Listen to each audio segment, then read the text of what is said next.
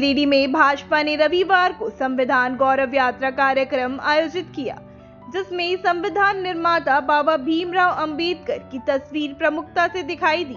इस अवसर पर भाजपा के प्रदेश कार्यकारी अध्यक्ष रविंद्र राय ने कांग्रेस पर तीखा हमला करते हुए कहा कि कांग्रेस ने कभी भी बाबा साहब को सम्मान नहीं दिया, जबकि भाजपा ने उन्हें भारत रत्न सम्मान और 4 प्रमुख तीर्थ स्थलों का नाम उनके नाम पर रखा।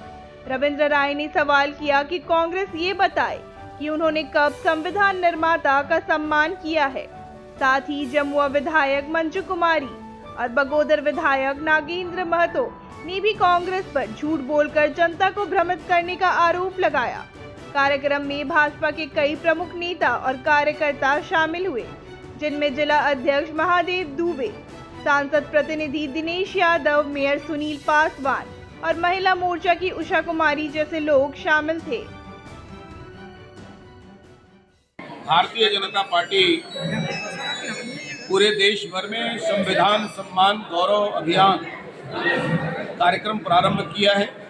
26 जनवरी गणतंत्र दिवस के आने के पूर्व तक हम पूरे देश में यह कार्यक्रम कर रहे हैं, संविधान के सम्मान का समारोह कर रहे हैं। पिछले दिनों लोकसभा चुनाव से लेकर कई अवसरों पर कांग्रेस पार्टी और उसके सहयोगी दलों ने संविधान को राजनीतिक हथियार बनाया, बाजार की वस्तु बना दी और संविधान की गरिमा और उसकी पवित्रता को आंच लगाया है।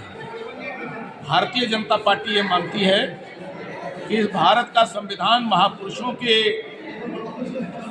तपस्या का फल है, हमारे जीवन मूल्यों का परिचायक है। उस संविधान के साथ खिलवाड़ करने का काम लगातार कांग्रेस पार्टी कर रही है। आपातकाल लगाकर, साहबानों के केस में सुप्रीम कोर्ट के जजमेंट को तोड़कर कांग्रेस ने अनेक बार संविधान की आत्मा की हत्या की है।